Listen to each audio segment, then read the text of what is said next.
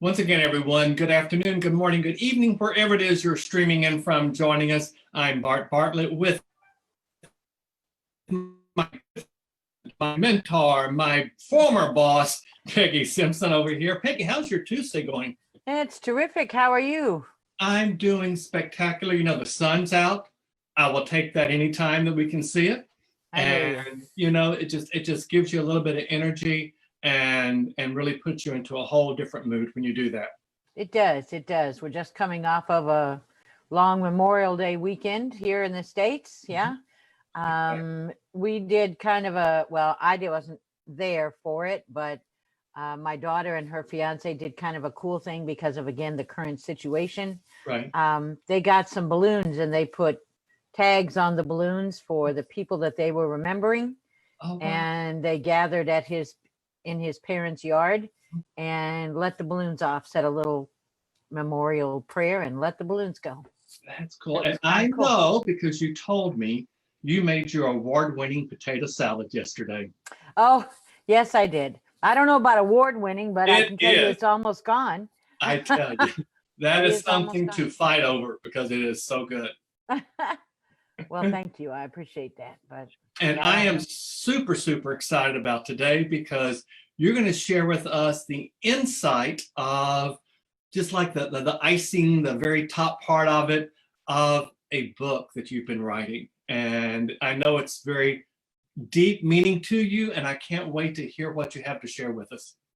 Well, you know, we talked about these last few weeks, different topics about how to improve yourself, how to improve your success, how to establish change in your life. So, you know, I'm kind of a hands-on person. So I thought, well, let's maybe take that a step further and give people some actual tools. So I'm going to take a moment here and find my slides so that I can share them. And it probably would help if I share the screen first on Zoom, wouldn't it? That would probably be a wise thing to do. Okay. All right, here we go. Okay, hopefully you'll be able to see that. Yes, I can. Okay, great. So what we want to talk about today is to make that initial commitment and really make it a firm commitment to yourself, and then how to start your journey. So we all have, I'm sure, this problem that we set New Year's resolutions, we set goals, you know, we might even put time on our schedule, but we really don't respect that time as much as we do as if we're meeting with someone else. And it's important that we honor ourselves and feel ourselves just as deserving of that time commitment. And so you want to accept that responsibility for your life, open the door and sign a contract. You know, I'm a visual person as well, and it's important to document, have something physical in your hand that you can refer back to, hang up on the wall, hang on your refrigerator, hang in your bathroom mirror, wherever you want to put it, that reminds you of the commitment you're making to yourself. So it can be a small statement, something that just says, you know, from this moment forward on this day, give your name. I am making choices for continuous improvement. You know, I'm going to be accountable to myself and others, my own decisions. I'm going to engage every day and choose my future and choose to grow. And Bart, I don't know, you're welcome to come back here and show me your face so I can see you. I don't know, what do you think? Have you ever signed a contract like this or something similar? Absolutely, I have. And it's interesting that you're talking about this because, you know, I'm a firm believer there are no coincidences in life. Everything happens for a reason. And I share with you one of the books that I'm currently reading, and you've read the book, From the Hood to Doing Very Good. And one of the things that Mr. Wimbury talks about in there is this very issue of making a commitment, making yourself accountable, and putting it down in writing. And, you know, I've not done this in some time. I have done it since I saw your slides and been reading Johnny's book, but absolutely. And then to put it on your mirror or whatever, it's the same thing as an affirmation. You know, it is an affirmation that you are going to do this. And the more you do it, the more you tell yourself this, read it over and over and over, it becomes part of who you are. So yeah, Right. I love this. I absolutely love it. Yeah, I think it also gives you a reminder that you're choosing to do this. This is not a burden somebody imposed on you, which is, leads us to build excuses of why you can't do it or why we don't want to do it or procrastinate. This is just a positive, as you said, affirmation to put it out there. Right. So I believe that this is the first place to start, is make this commitment to yourself. Accept the fact that your time is worthy, that your growth, your improvement is important, most important for you, and put it out there as a reminder. So now you have to take a holistic view, right? We're not just one-dimensional people. We have lots of things, lots of aspects to our life. And you can't possibly work on goals, significant goals, looking for improved results in every area of your life. It's just, you'll spread yourself too thin. We may often do that, just without thinking about it. And we set too many things out there and we can't possibly achieve them. And we get discouraged, and that's how we don't succeed, right? So we really have to take an honest assessment in each of these areas.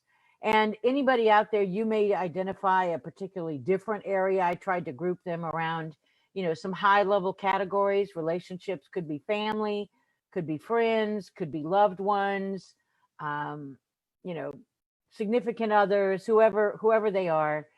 Skills are those things that you are able to perform, things that you're able to do. Maybe you have some learning that you want to do there. If you're in college, right, you're building up your skills for a particular set of activities.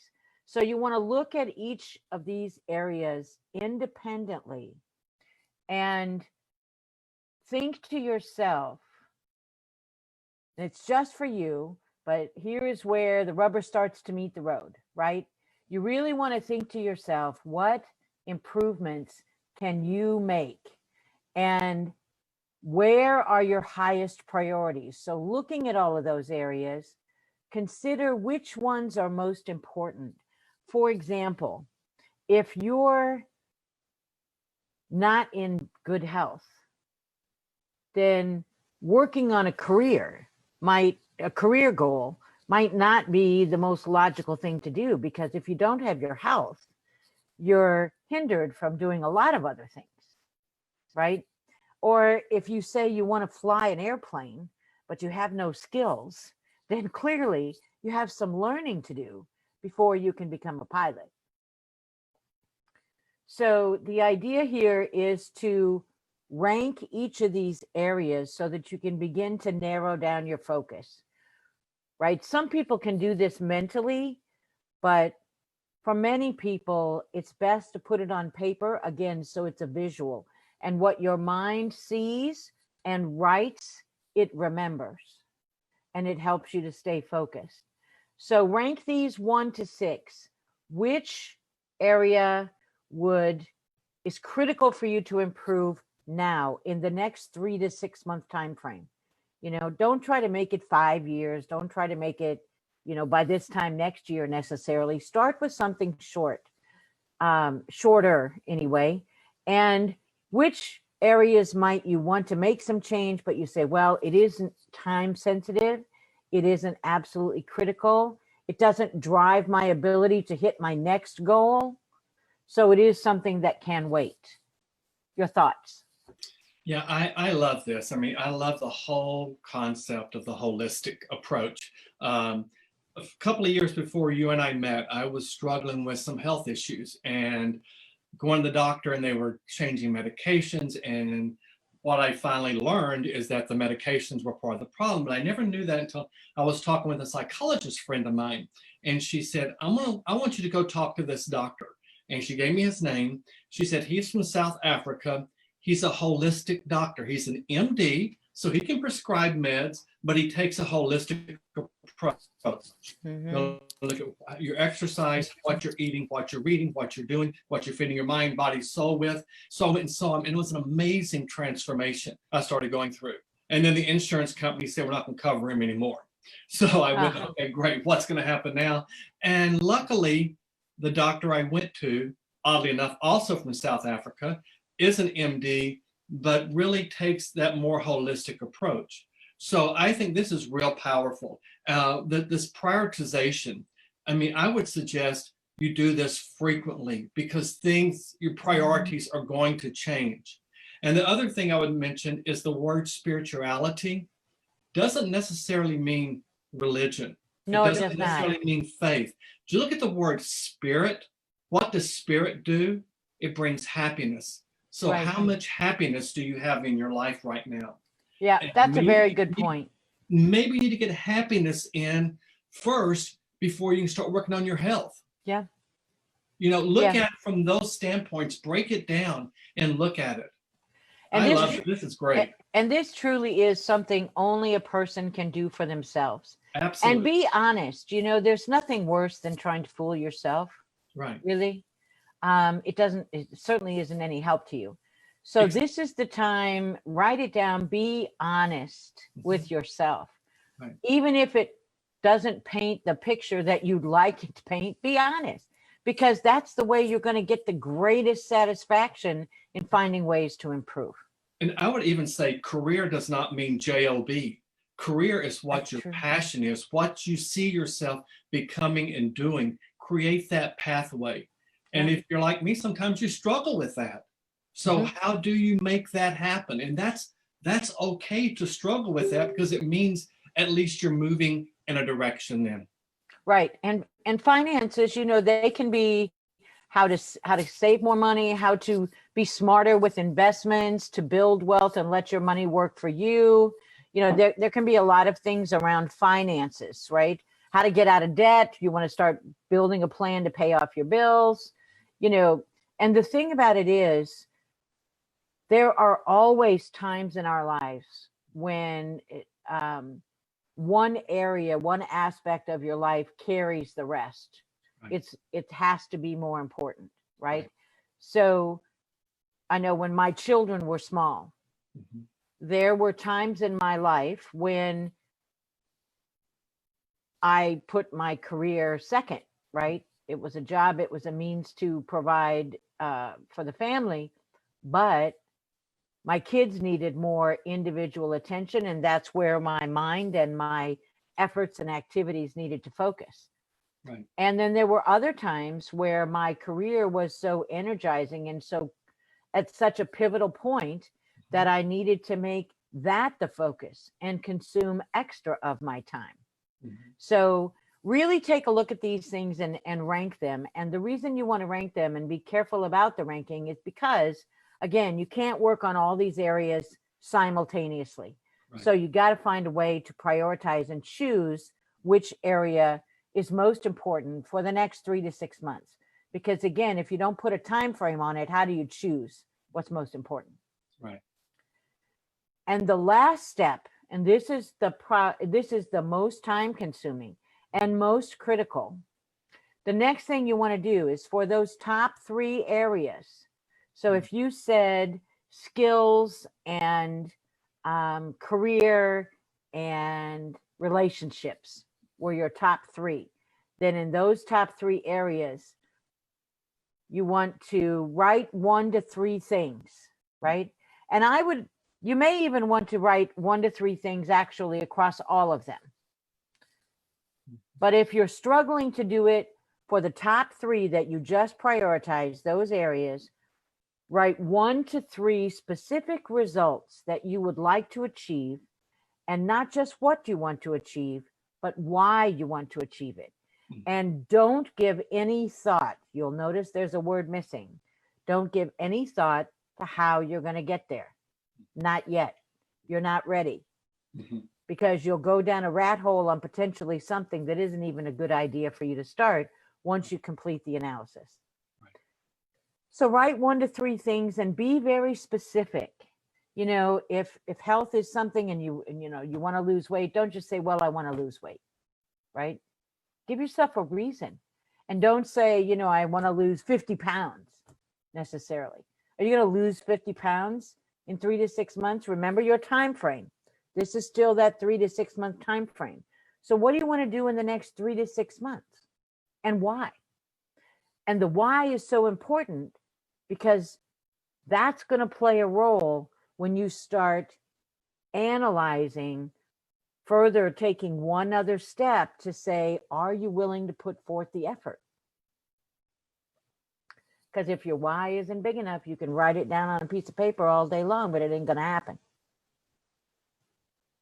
Your thoughts? Love this. You know, I would even go far as to say, you know, pick those 2, 3 things that you want to start with, and you know, let's use the weight loss thing for health, because I mean I'm part of that category.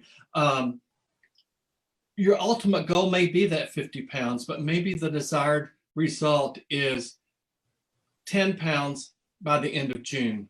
Mm-hmm. You know, put some specificity there, but not a hard line that you're going to say, oh, I failed.